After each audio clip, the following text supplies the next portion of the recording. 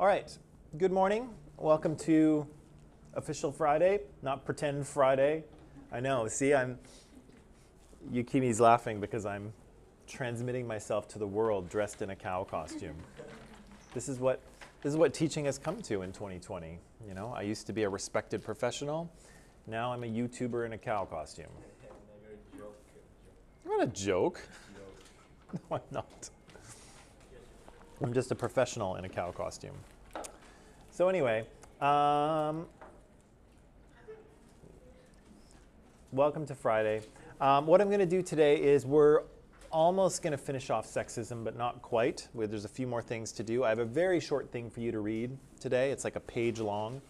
So I'll talk for a little bit. I'll get you to read very little bit and answer some questions.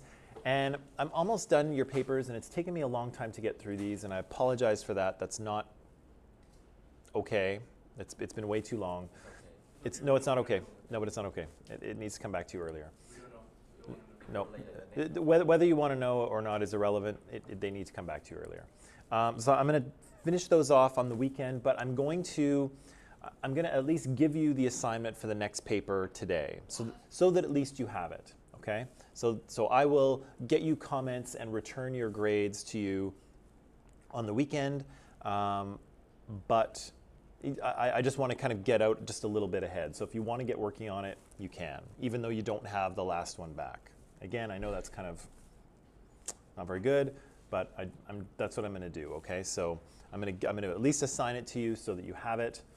I mean, you can choose when you start working on it, but I just want to get it to you anyway. Okay. Okay. Here we go. Before we get started, Daniel's here. Good morning, Daniel. And Clara's here. Hello, Clara. And Mike's here. Good morning, Mike. Good morning, Sabrina. Adal's here. Hello, Adal. Chan is here. Good morning. Daniel is here. Good morning to you, Daniel. And John is here. Good morning, John. And Gabrielle is here. Good evening to you. And Sam is here. Good morning. And good evening to you, Vicky. So, what's that? 6 people in class. And there's 6 people in class. 6 people. Should be more. People dropping out. Should be more. Okay. Say again? After people start their midterm. Yeah, which you think would be more, incentive to actually show up here and not run away. But anyway, that's another thing. So, yesterday we talked about, we were talking about what's standing in the way of women being equal to men. And as a bit of an example, we used women's suffrage, right? And suffrage is kind of the ability or the right to vote. And we said that in the US and in Canada here, women kind of gained the right to vote a little bit gradually, right? So in the very early 1900s or right around 1900, women cannot vote or run for political office in Canada or the US, right? And so what were some of the things that were standing in the way of women being able to vote in Canada? Men don't let them vote. Well, in a very general sense, but it may be more specific than that. Sorry?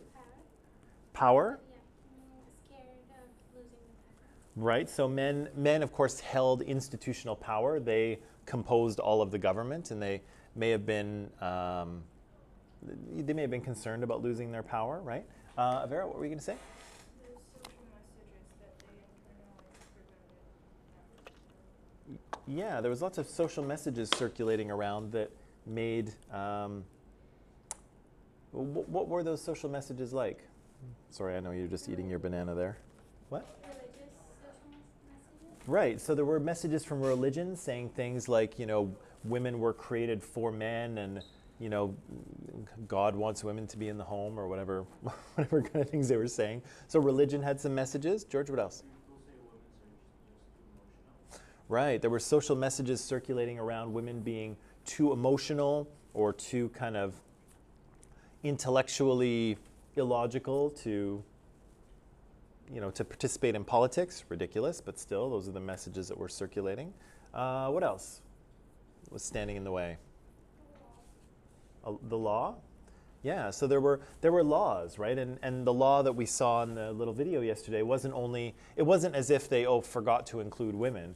it was no woman shall have the right to vote, right? So they actually went as far as making an actual law saying, no, you cannot vote, right? So lots of things were kind of standing in the way of women gaining the right to vote, right? And so yesterday we said, just very quickly here, that women couldn't vote because men held institutional power, right? Women didn't have any of that, and so they couldn't use it to gain the right to vote for themselves. They had to actually rely on men to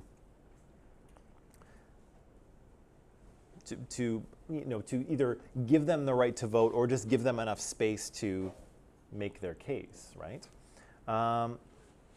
We said that basically all of these social institutions, not only did women not control them or have power in them, but those social institutions were actively working against women's desire to vote, right? And so all of these different social institutions like the government and the media and science and religion, they were all controlled by men, right? And so men were kind of actively resisting women's right to vote in a number of ways, right? So there was science that said, yes, in fact, women were the softer, frailer, inferior species. Of course, that science was not very good, but of course, that's what the science said at the time.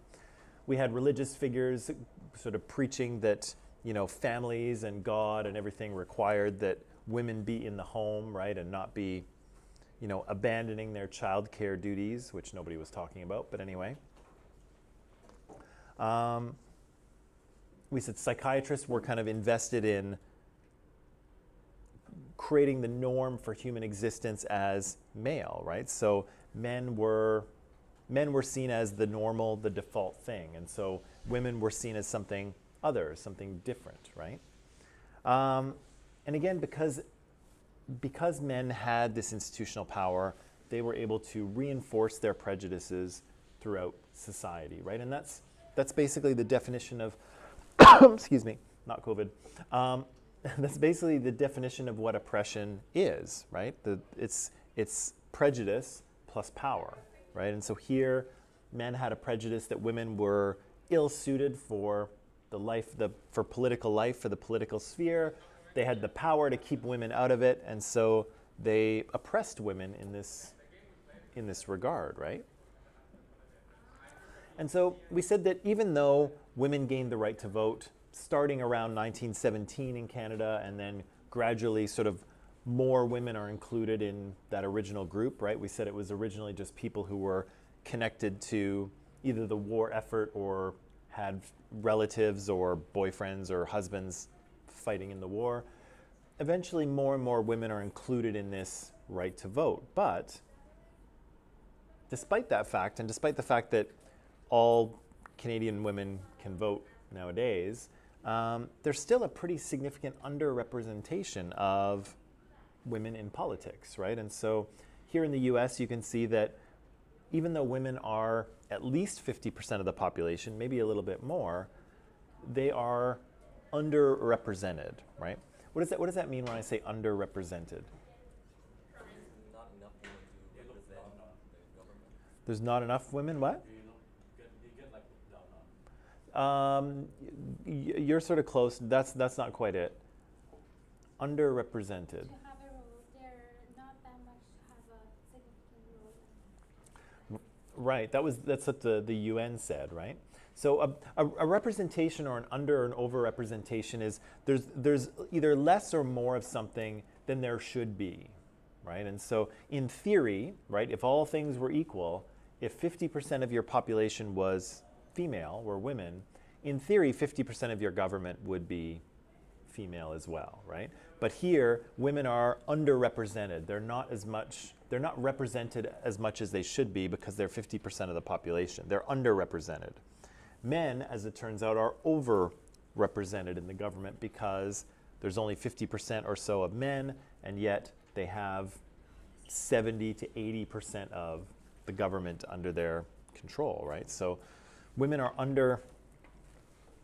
underrepresented across the board, right? Whether you look at federal or state or municipal governments, women are underrepresented. And unfortunately, it's the same situation in Canada, right? The same situation in Canada is women are underrepresented, right? And so even though Justin Trudeau created a 50-50 gender equal cabinet in 2015, and I think that's still the way it is. I think he's maintained that, which is good.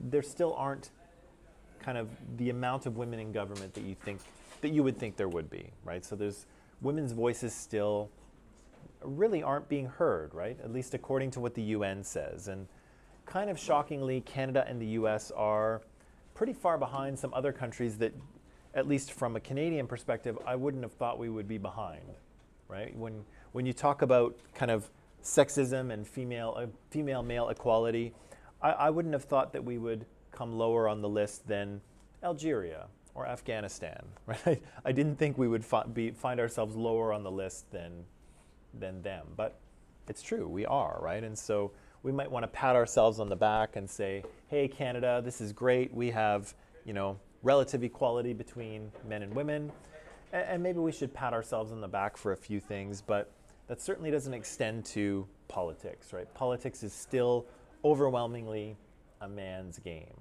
right? Let's see. Yeah. So again, the other thing I want to point out here is that oppression is in part about holding institutional power, right? It's not about numbers. And so again, even though women are the minority in Canada, and they probably are the minority in the US as well, they can still be a marginalized group. And they are, right? Because they don't hold institutional power, even though they have the numbers. All right, okay, this is new. So oppression is, can you close the door for me a little bit? I like to leave it open, but I think there's going to be a lot of activity out there today because of the Halloween thing, so it's going to be, I'm a little distracted sometimes, squirrel. You don't know that, never mind. Okay. This kind of example of women's suffrage shows us a few things about oppression that we didn't talk about when we first talked about it. And so this is the idea that there are kind of 4 key elements to oppression. 1, that it's historical, 2, that it's ideological, 3, that it's institutional, and 4, that it is cultural. Okay, and so we've already talked about some of these, but oppression has these kind of 4 elements, and we can see them all in this example of women's suffrage. Okay, so again, oppression has a historical basis, right? Oppression doesn't happen in the moment. It comes to us because of how things have been done for tens of years or hundreds of years or even thousands of years, right? So in this case here, if we think about Canada,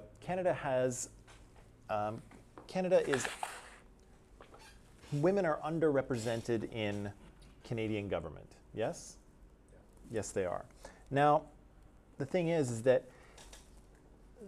there's some history to be dealt with here, right? Because not only are men in control of the government now, they've been in the control of the Canadian government for 153 years, right?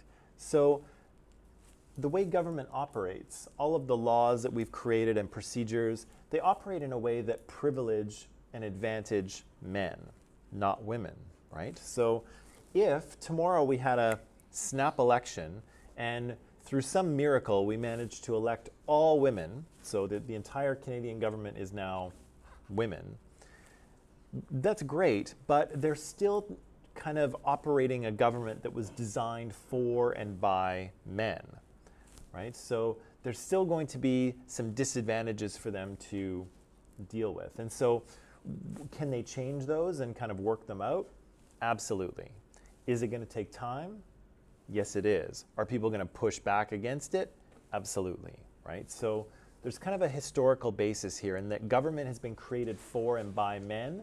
And so even if you elect all women tomorrow, they're still operating a government that's been created for men. And they can change it, but it's going to take them a little while, right? So this kind of historical basis, the fact that we have built up how the government works over 153 years, and we have all of these kind of procedures and customs and laws and rules, not all of those are going to benefit women. And so, again, women can change them, but it's going to take time.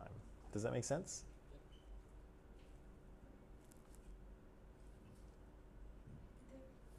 Is it even possible to have a properly, like, there's always going to be an underrepresentation of something because women and men are just very large general groups, but then you have race, religion, and you can't possibly include everyone and still have a proper government because I don't. Yeah, I know exactly what you're thinking. And so what you're kind of, the thing you're struggling with here, and we can circle back to this a little bit later in the course too, but the thing you're struggling with here is the idea of how do we create equality or equity, right? Because there's lots of different social groups in society, and how are you ever going to have a situation where everything is perfectly balanced, right? And again, nobody's quite sure how to get there. And so I think that we can come back to this, but maybe I'll just say it now because it's come up.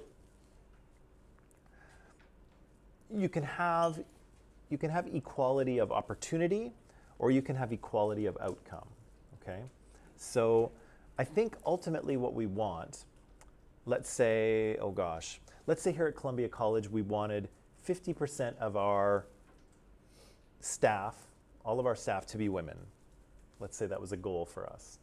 Now, what we might want to do is, try to make sure our hiring practices are, very transparent. Maybe we'll take the names off of all of our resumes so we don't know if somebody's applying, we don't know if they're a woman or a man or something else. And so, that we won't be biased that way.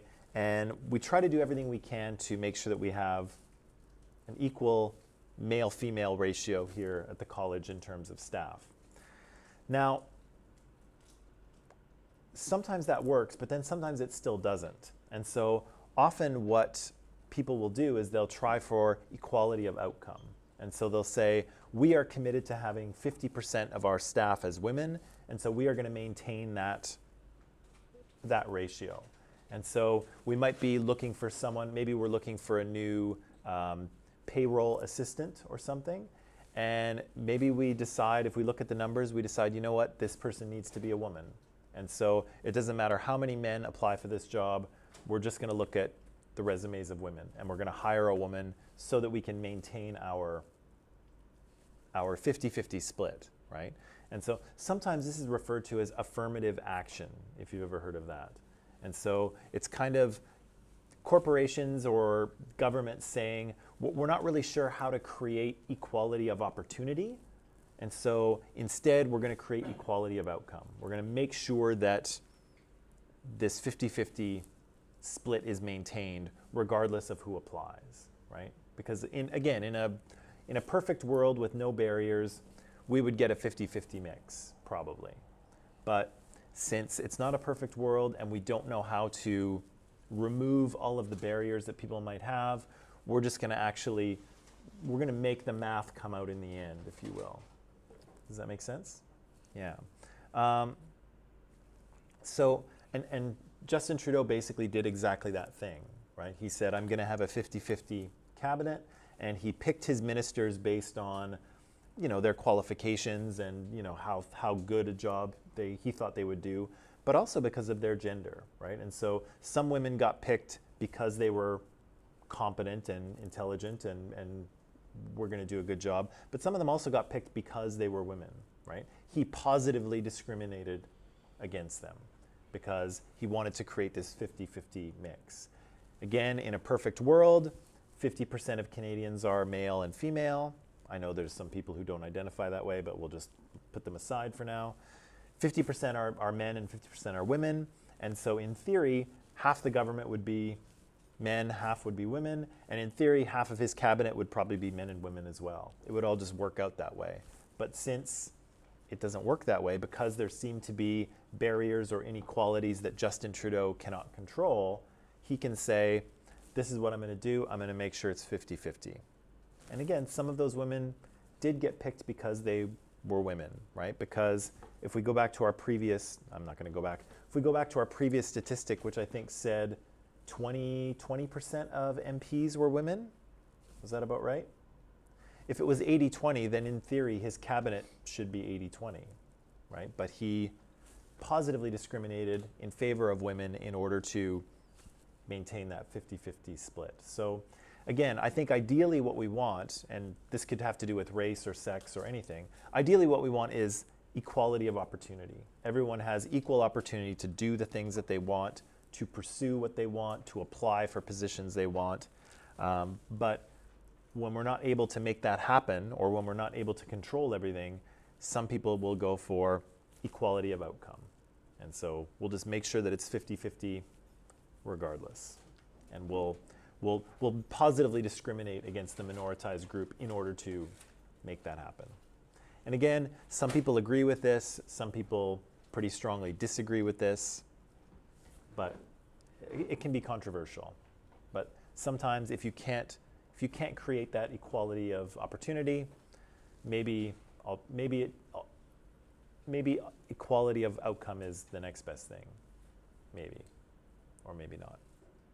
It's complicated. Good question, though. Does that help a little bit? I know I don't have an answer to that question, and that's part of the problem. And I don't know that anyone necessarily does. It's still something that people are debating about, whether sort of an affirmative action situation or, sort of making these outcomes come out equal, if that does any good or not. Some people are still kind of struggling with that. So I don't really know what the answer is. I'm kind of on the fence, to be honest. But okay. Right. Oppression is ideological. And so we said ideologies, we said this in the past, are kind of big shared ideas that are reflected in all kinds of social messages and media and institutions. And because they filter their way through everything, they are hard to avoid believing, right? And so I think we were talking about this a little bit before class when we were talking about the US election yesterday.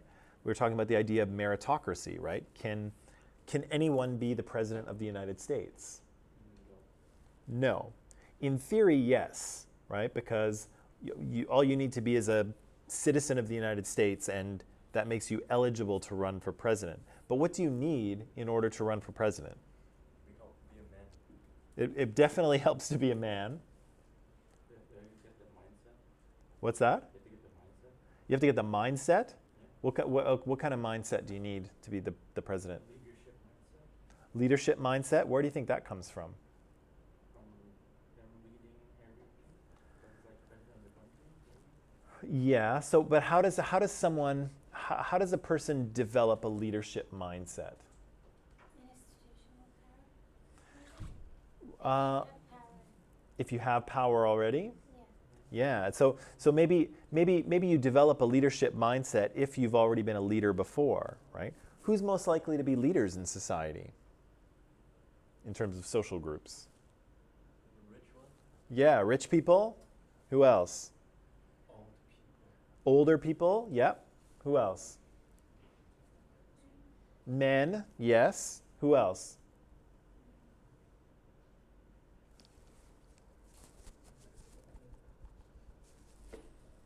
Not cow people. I was about to say cow. I was Cow about to people. say What? White people.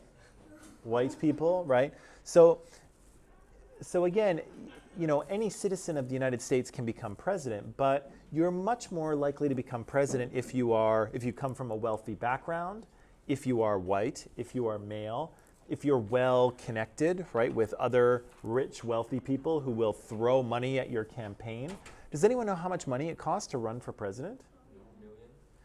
Yeah, like both of these guys, Trump and Biden, are spending millions and millions of dollars campaigning, taking out ads, lawn signs, people phoning people. there's a lot of money that goes into this, right? Regular people cannot raise this kind of money, right? Regular people can raise like a couple grand if they're lucky. That's not going to get you into the White House. You need millions of dollars of backing in order to run a countrywide campaign like the two of these guys are running. So again, not everyone will run for president, right? It really helps if you're white and male and come from a wealthy family and have lots of rich friends, and maybe you get to go to an Ivy League university, and all of those things are going to help you out, right? And so this meritocracy thing is perfectly encapsulated with the idea that anyone can run for president, but really, no. Will I ever be Prime Minister of Canada? Yeah, why not? Maybe, but unlikely. Unlikely, right? It's much more likely that someone like Justin Trudeau would. His father was Prime Minister, so he comes from a fairly kind of prominent family in Canada. He's got lots of rich, wealthy, connected friends who will throw money at his campaign. He's already a name. He's already got, Trudeau is a name that is known in Canada already. Metcalfe, not well known, right? Not yet. But certainly, Justin and I are almost the same age. Justin's a little bit older than I am. But our odds of becoming Prime Minister of Canada are not equal, right? He has a much better shot at it than I do. And so he and I could work equally hard to become Prime Minister of Canada, but he would still be more likely to succeed, right? Simply because of the family he comes from and the fact that his family knows lots of other powerful, rich families too. And my family does not, right? Right, so ideology plays an important role in perpetuating oppression, right? And so these kind of messages, whether they be meritocracy or individualism, filter their way all the way through society. They're reflected to us in all kinds of different media, and they're hard not to believe, right? It's hard not to believe in these things. And so think about the plastics and the jocks at North Shore High School, right? They're at the top of the social ladder, right? Everyone sees them as the most popular, the most powerful people in school. But of course, nobody tells anybody that, right? The plastics don't go around saying, hey, we're more popular, you have to like us and do what we say. Everybody just seems to know, right? And we did too, right? As soon as we started watching the movie, we instinctively knew who was on the top of the social order, right? It was very easy for us to figure out, and you almost didn't have to think about it, right? When they were going around the cafeteria introducing all of the social groups, you knew who was cool and who was not, right? You knew who was going to have power in that high school and who was not. What's that? Yeah, it's the cool Asians. They're on top, right? But you instinctively knew it, right? And you knew it because it's part of socialization, right? You intuitively knew who was at the top, right? Let me just see. Wow, that's a lot of text. Basically, what all of that says is that some of the ideologies in society create a bit of a hierarchy. And so it tells us who's going to have more power, who's going to get more respect, who's going to get more status, right? And so people who are wealthy, who are white, who are rich, I think I said that already, who are male, who are attractive, are going to tend to find themselves in positions of power more often than people who are not those things, right? And so, and that has to do with the social messages and the ideologies that circulate in society. I'm doing a horrible job of explaining this, but maybe it's the cow costume, I don't know. But again, that's why these people remain, excuse me, that's why the plastics and the jocks remain in power at the school, right? Nobody has to go around policing and making sure that everybody listens to the plastics and the jocks.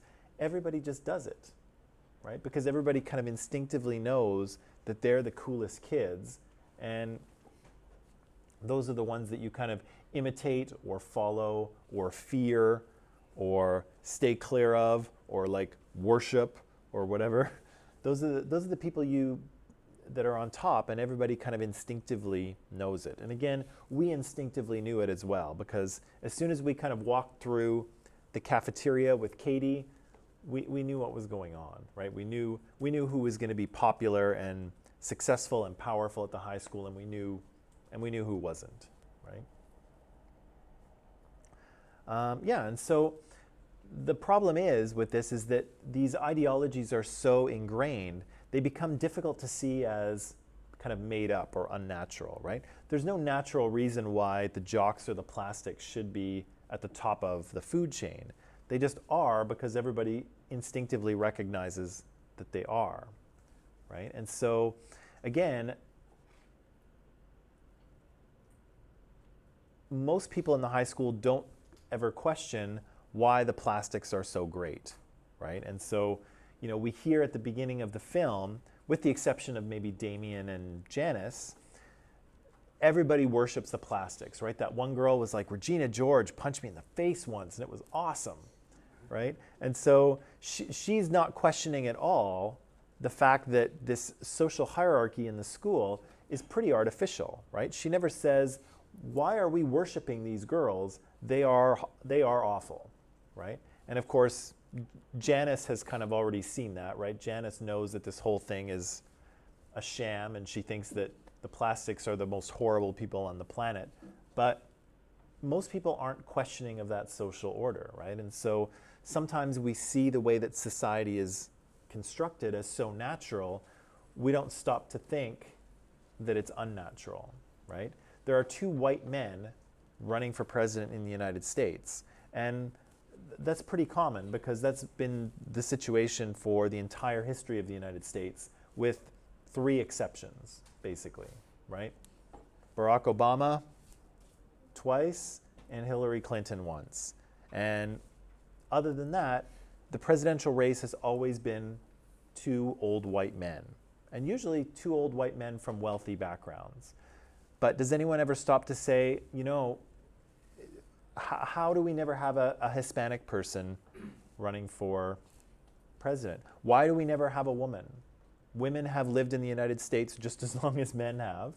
More than half of us are women. How do we not have more common female presidential candidates by now? This is ridiculous. Women have had the right to vote in the US for 100 years, depending on what kind of woman you are, but roughly 100 years. How have we not had a woman president by this time? What is going on? How is this possible? But that's not what people usually talk about, right? What people usually talk about is the polls and who said what and who burned who and, blah, blah, blah. But nobody stops to question the process at all, right? How do we have the same thing happening over and over and over again? Why does the highest job in the country always go to an old white man? Right?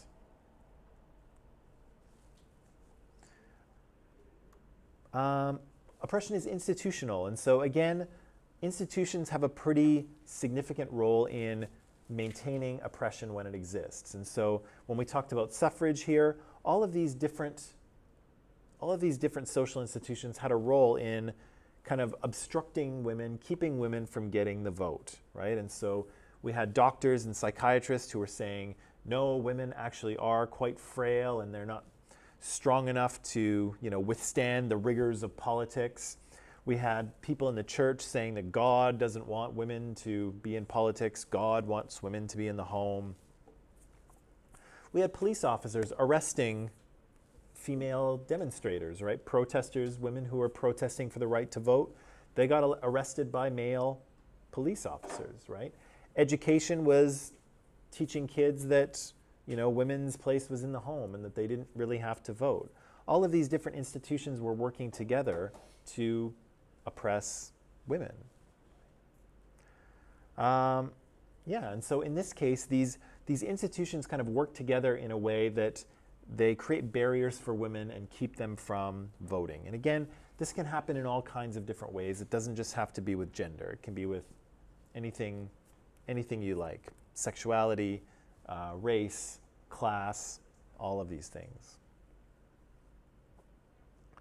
What am I saying here in the last part? Oh yeah, so this is kind of just what I said, except a little more itemized, that different social institutions in society were kind of pushing the same message, that women should not be in the political realm, women should not vote, right? And again, it was problematic for women because women couldn't use society's institutions to help them out, right? They didn't have any representation in government. They didn't have any sort of political power. And so they were forced to kind of keep protesting and picketing and spreading the message until some men started to listen and some men started to put these things before the government and say, hey, we should allow women to vote, right? But women weren't able to do that for themselves because they didn't have institutional power in the way men did. Right, and the last part of it is that oppression is cultural. And so remember this little iceberg diagram that I've now shown you a few times. Some of the things that have to do with women voting have to do with some very deep parts of culture, right? What men are, what women are. We're socialized, at least in the West. Again, I can't speak for everybody here, but we're socialized here in the West to see men as kind of strong and logical and capable of making hard, tough decisions, right? And we're more used to seeing women as soft and nurturing and caring and empathetic. And so those kind of, how do I say this? Those kind of gender roles or kind of characters of gender are very deeply held, right? And so it's difficult for people to reject them or to see them as,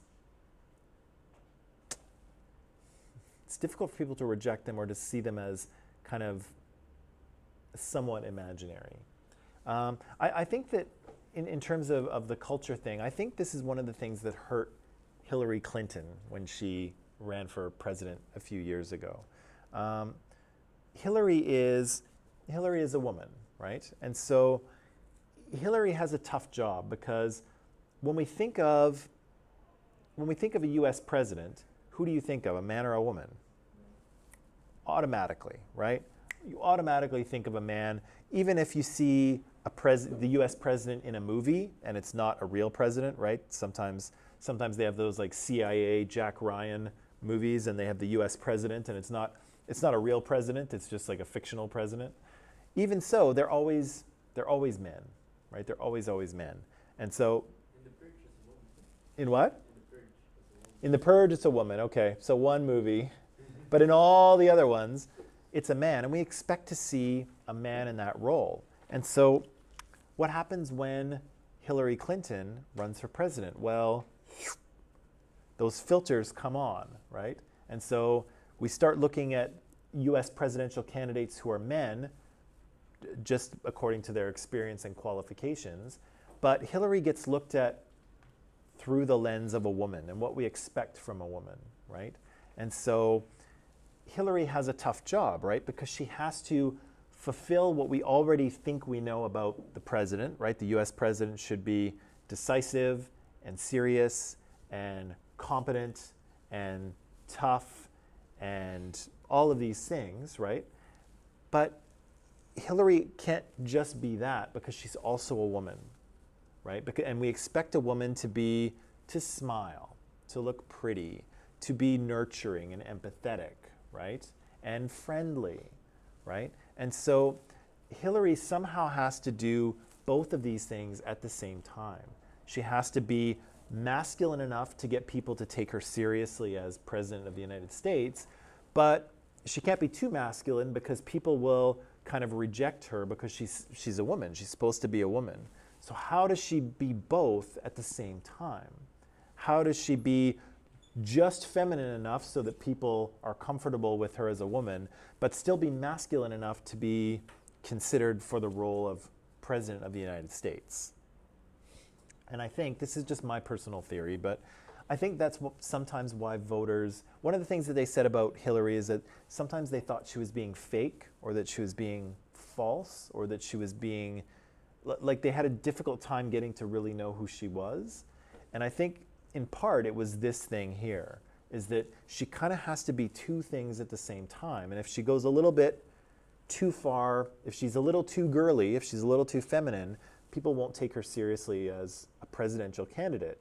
If she goes too far over into the masculine side, people are a little put off because she's supposed to be a woman and why isn't she acting like one? And so she constantly has this like narrow line to walk between these two kind of gender roles, and it's an impossible task, right? It's impossible for her to simultaneously be two things at the same time. And it's not her fault, right? It's because our expectations for a US president are gendered, right? They're patterned by the fact that there's always been a male president, so we think of a president as a man, right?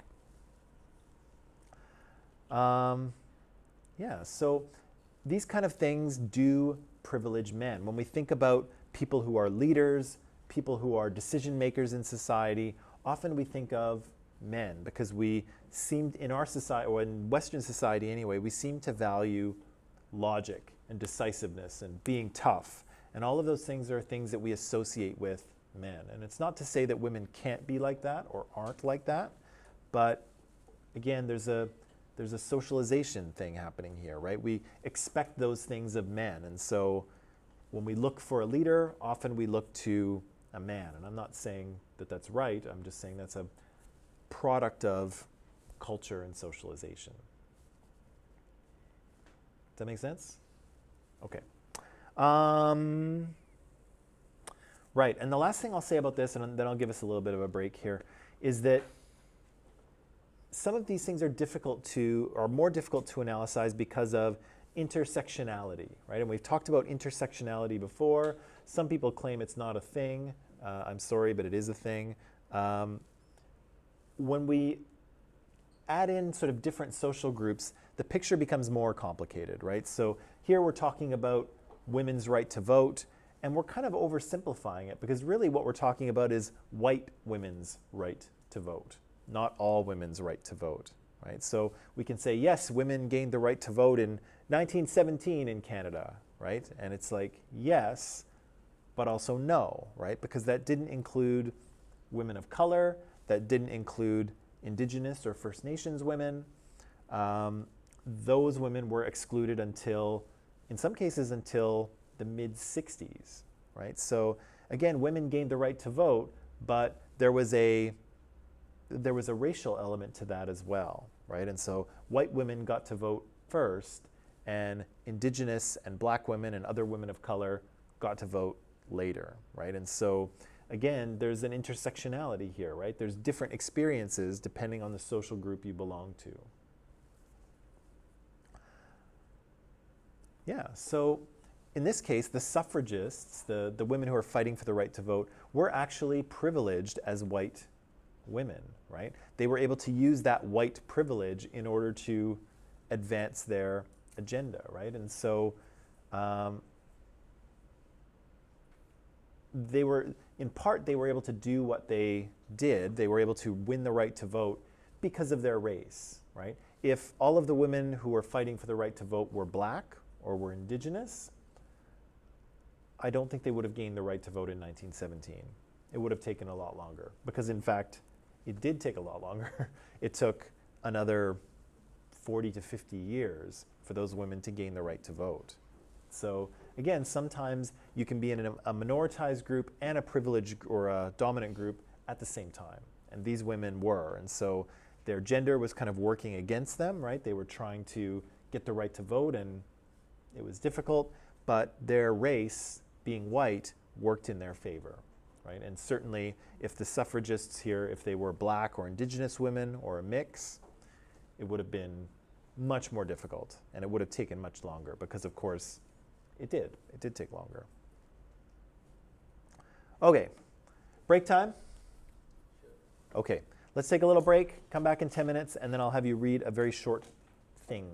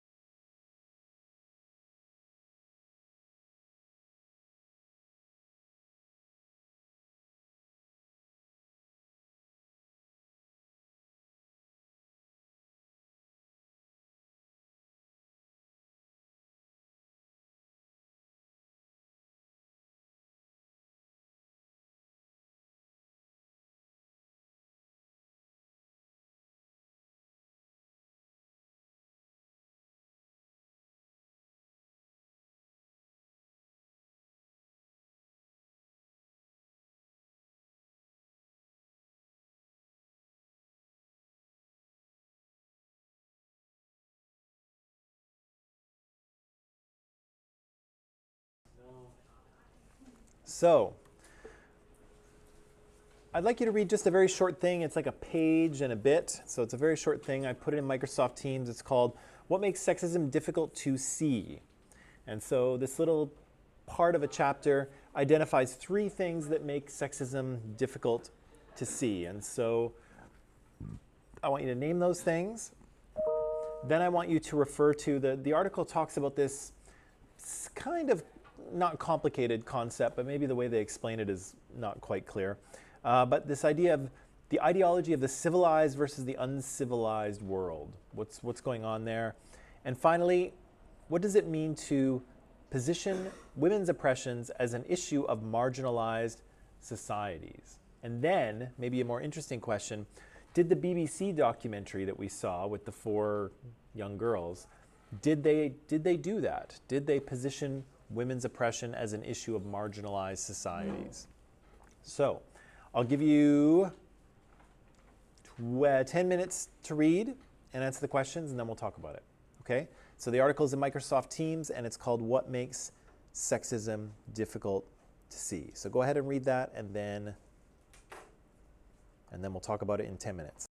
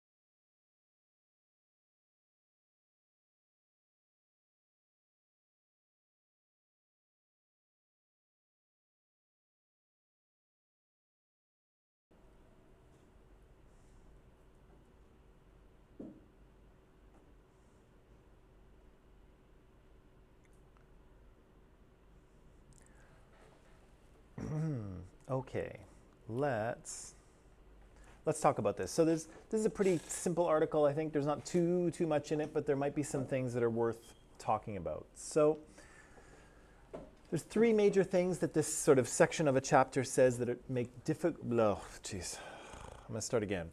In this chapter, there are three things that they say makes sexism difficult to see. What's one of those things? Because the dominant group is focused on themselves. People are focused on themselves. Like the dominant group. Okay. They're like the males. Okay. Let's add to that a little bit. Focus on individual obscure level pattern. Right. So our focus on individual cases can obscure group level patterns, right? So we might see this horrible act of violence towards women in the newspaper, and indeed this is a horrible thing, and it's just part and parcel of oppression, but it makes it seem in our everyday lives like everything is okay, right? Because that thing is so bad that regular life is like great, right? And so often it hides the sexism that exists because it's such an extreme example that it makes everything else seem perfectly normal by comparison, right? And so I think I've got, do I have a quick example of that? Yeah, so you see, stories like this with this, sort of horrible acts of violence against women. And again, they are horrible, but they have a tendency of kind of absorbing people's attention, and then it makes regular life seem like normal, like there's no sexism to be concerned about. What about, what's the second thing? Toys and socialization of them. Right, so our kind of we are socialized into, how do they say it? They talk about toys, but they also talk about other things too. Masculinity and the way that women pay attention to their friendship and appearance, I think. Right. Yeah, all of the kind of traditional gender roles that we've already talked about are so pervasive in corporate culture. So we see them in TV and movies and products and toys and all kinds of things. Those messages are so pervasive that they seem real, right? We don't see the sexism when it is everywhere, right? We don't see that, men are being taught one thing and women are being taught another thing, and the thing that men are taught actually, in many cases, advantages them in society. That's kind of what they're trying to say. And what's the third thing? Ideology of the West is more advanced, so when we think, sexism, the people who are truly sexist are the people in other countries, and we bring up that example, and that also makes what is happening in the West seem normal. Yeah, so we see there's, we've talked about this a little bit before. Like the West has traditionally liked to see itself as kind of the peak of human culture, and all kind of knowledge and science and good things have come from Western culture. And very quickly in this course, I think we said that that's not entirely the case, right? Some good things have come from Western culture, but certainly not all things. But yeah, just like the instance of sort of extreme acts of violence towards women, we can look at other countries who either also have an inequality between men and women, because most countries do, but maybe one where the inequality is greater, or where that inequality is more visible in some way, or that inequality really kind of is in contrast with the things that we believe here. And so we get to look over there, wherever that country is, and say, oh, that's sexism over there, right? They have inequality over there. We're fine here, but over there, that's really bad, right? And to some degree, it might be really bad, but it also allows us not to see what's going on in our own country, right? And so I think the classic example of this might be, women wearing sort of niqabs or headscarves or burqas in other countries, And Western eyes may look at that and say, oh gosh, that's sexism right there. But we don't have that here because our women can walk around and wear whatever they want. And, you know, to some degree, there's some truth to that comparison. But, you know, just because you have sexism in one place and just because it's either more visible or more exaggerated doesn't mean that you don't have it in another place, right? And so for the West, it's very easy for the West to feel good about itself, looking at other countries and saying, oh yeah, that's sexism over there. And yet, here, well, we still have sexism, but we can more easily ignore it, right? Can you repeat the first one? Why the first point? The first Yes. thing, it was a focus on kind of individual cases of sexism, and so usually cases of violence against women, and so they're so bad that it makes kind of regular life seem fine, right? It seems like there's no sexism because this is such an extreme case that, yeah.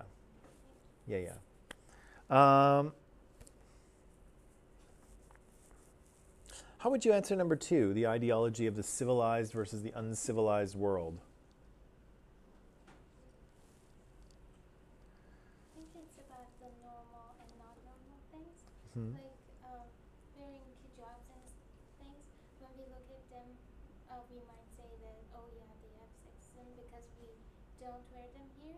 So Mhm. we see them as uncivilized countries or Yeah, we kind of see, I guess, here in the West and in other G7 countries as well, we might see the way we do things as the right way, right? We're civilized countries, right? We do things according to logic and ethics and human rights, and we do things the right way. And over there, wherever it is, over there they don't, right? And again, there might be there's some grains of truth to what's going on here. But the point of this is that we get to sort of turn a blind eye to sexism in our own country because we sometimes focus on other countries and say, oh, that's what sexism looks like. But sexism looks like just some of the stats that we already saw. The idea that women are not represented in our government, right? Not even enough to have a meaningful voice. So it's not even, in theory, it should be 50%. It's not close to 50%, and it's actually below the 30% that the UN says we need to have in order for women to have a meaningful voice in government. And so, according to the UN, women do not have a meaningful voice in government in this country, and yet it's very tempting for us to look over at other countries and say, oh gosh, they're so sexist. But we have an instance of sexism right here. We have evidence of it happening in our country. But it's easy for us to look somewhere else and say, oh, we're fine. Over there, that's where they're really bad. You know what I mean? Yeah. And then maybe I think we've answered this part of this third question already. That's exactly what it means, right? To position women's oppression as an issue of marginalized societies, right? Sexism happens over there, right? It doesn't happen here in our country. We're all fine. Sexism happens over there. But I guess my question is, I'm going to put this up on the screen because Sabrina wrote it out, but I think it's the answer to the first. That's the first one, right? So that's good. Thank you, Sabrina. So what does it mean to position? Okay, so did the BBC documentary do that? Did they position women's oppression as an issue of marginalized societies? You don't think so?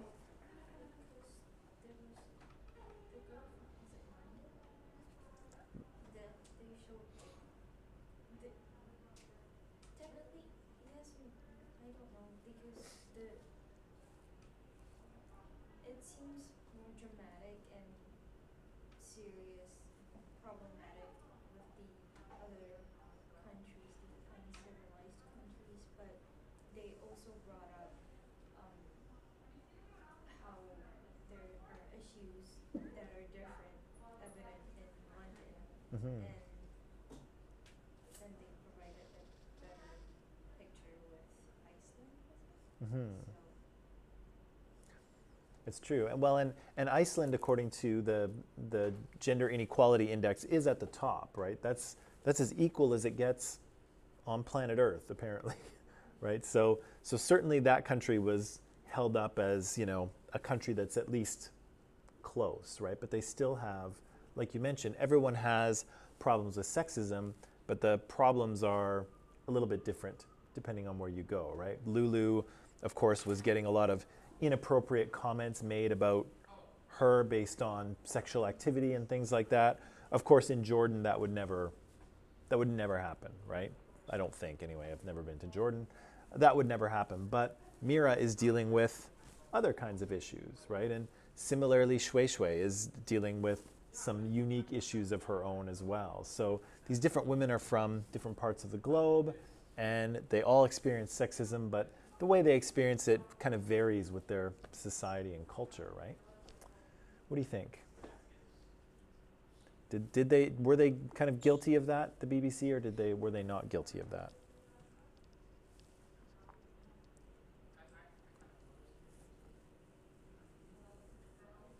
Well, in Iceland, they mentioned that they also have inequality between men and women. So Mm-hmm. I think, Definitely, definitely. Maybe some of the things that jumped out to me in that documentary, and you can let me know if I'm off base here, because I might be. But I noticed, you know, when they were talking to Shui Shui's family, remember when they went out to the country and talked to her like aunts and uncles? And I felt like he was trying to like push them for an answer on things. And he asked the uncle, I think, you know, oh, well, what if, you know, what happens in this situation? And he's like, well, if such and such happens, we'll tell her what to do, right? And I think he was interpreting that as if, oh, now Shui Shui has no freedom. She just has to do what her family says. And I was like, well, yeah, but all families tell younger people what to do, right? Your parents tell you what to do. Your uncles tell you what to do. That's kind of a normal thing. But it's like, yeah, she's going to get told what to do, but is she free to not do that? And that's the thing that I think wasn't clear, right? So her family might tell her what to do, and I think her mom clarified, oh, you know, we'll tell her what's supposed to happen. It's like, okay, that's fine, but is she free to not do that? That's my question, because I think families do that all the time. You know, our parents tell us what to do. They tell us what the sort of right way to do things is, but the question is, how free are we to not obey them? To say, thanks, Mom and Dad, I appreciate that, but I really want to do this instead. I think with Mira, it would never happen because her father seemed very more strict than Shui Shui's. Mm-hmm. Yeah, in some countries, yeah, it doesn't. It's true. It's true. And he, for me, some of his answers were a little unclear as well, right? So remember when they were sitting, I don't know if they were playing backgammon or whatever, Mira and her father were playing, and she said, you know, she asked the question, well, what if I, you know, wanted to marry this boy that you didn't approve of? And he said, well, you know, I'd like to approve of your future husband, but, you know, if you want to marry someone who I don't approve of, you know, you'll take that responsibility on your own, and you know, I won't support you in it. And I was like, okay, but what does that mean, right? Does it mean like he'll never speak to her again? Does it mean that he won't like financially support her? Does it mean that he'll just say, you know, Mira, I don't think this is a good idea. I don't support this idea, but if you do it, I guess it's your choice. I wasn't clear in exactly what he was saying, because there was a pretty big kind of spectrum in terms of what that could mean, right? And again, if my daughter was marrying some, you know, unemployed pothead moron kind of thing, I wouldn't support that either, right? I would say, you know what, I don't support your choice here, right? I would say that, but I wouldn't, you know, cut off contact with her and never speak to her again. But it's not clear to me, at least, what Marwin is her father, what Mira's father is actually saying there. And so again, he could be saying something quite severe. That support could mean that's it, you're gone. Or it could just mean, you know, I will say that I won't support you, but I don't know what he's talking about. I feel like the BBC guy was trying to like push for a certain answer and he wasn't quite getting it. And So I'm not entirely sure. What do you think, Anna? Yeah. He was like trying to, because of his documentary, he was like trying to find sexism ideas Mm-hmm. to show. Yeah, because if they answered like, yeah, she's free to do whatever, and we will say okay, then there isn't anything to show on the documentary. Yeah, it's true, right? He's trying to uncover that sexism, right? And a few years ago, I showed this documentary, and I did have a student who was from Jordan, and the student said that that's not how it is at all. The student said that, no, there's way more freedom. You can play basketball if you want. What is Mira talking about? And so, there's probably some even differences within families, right? So some families might be more traditional and conservative. Some might be a little more liberal and relaxed. Maybe Mira and her father were saying things on camera that looked good for the community, but hello, Zerlinda. Hello. Sorry for the interruption. That's fine. I just wanted to collect the students who want to participate in the parade for the costumes. Anybody want to parade around? Not many of us are dressed. Can I? Yes. What is your costume? George. George? From what? George Patrick Lunala. Really? Yeah. Well then, yes, come. Okay. Maybe I'll end class here then. Okay.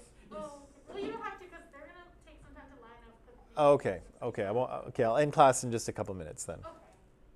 Thanks, Zerlinda. See you soon. Your Valkyrie costume is very cool. Now that I know what it is. Okay. Okay. So, what's that? Another early day? No. We got a couple more things to do. So, yeah, I guess I'm not sure. I'm not sure if they did this or not. Right? Like they definitely exposed some degree of sexism in all the countries. Right? What that sexism looked like was different. I think he was pushing for some answers when he was talking to Shui Shui's family and to Mira's family. I don't know that he necessarily got clear answers, so it's hard to know if he was thinking he would find more sexism than he was finding. I'm not sure, but I don't know. I just thought I would ask the question. What's that? Could be, right? I have to. Yeah, was he confirming a bias? Did he think he was going to find more sexism in Lesotho and Jordan, and so was he pushing to find it, right? But I don't know, maybe not. Maybe there actually is more sexism in those countries. It's difficult to. There's a lot of variables, right? I just thought I'd ask the question. Okay, last thing. Last thing is, again, like I said, I'm going to assign you your last micropaper now because, again, I'm almost done marking them and I haven't gotten you marks or comments back yet, so this is not entirely fair, but I just want to give you the opportunity to get started in advance because we need to get going. We're in is this week 8 or 9? Is this the end of week 8? Yeah, terrifying, right? So we've got to get moving. The term is flying by. So it's basically the same. I'm basically asking you a very similar thing of you that I asked last time for a small paper that is roughly the same length and uses, did I say 2 or 3? 2 articles. It uses 2 sources. And you're going to use those to construct your own argument that answers this question. So how do sexist social messages disadvantage or limit women or men, your choice, in society? Okay?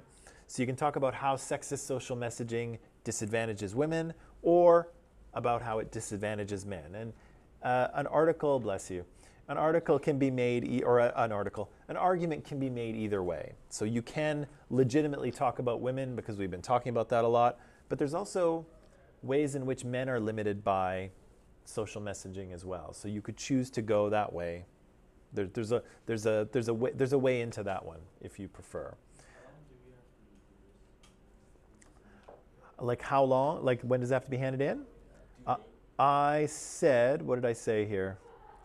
I may have to extend this a little bit, but I'm going to say Tuesday, November 10th.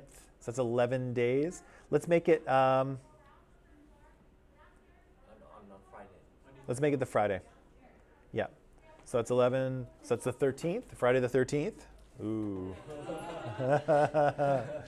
Okay. Let's make it Friday the 13th. So it's basically the same thing again. I want you to do the same thing, but this time I want you to answer a different question. And again, that question is, how does social messaging disadvantage either men or women in society? Okay? And again, women is kind of the easier one, but there's something to be said for men too. So if you're interested in that, go ahead and do it. I'm going to post this in Microsoft Teams right away so that you'll have access to it, and I'll change the due date as we indicated.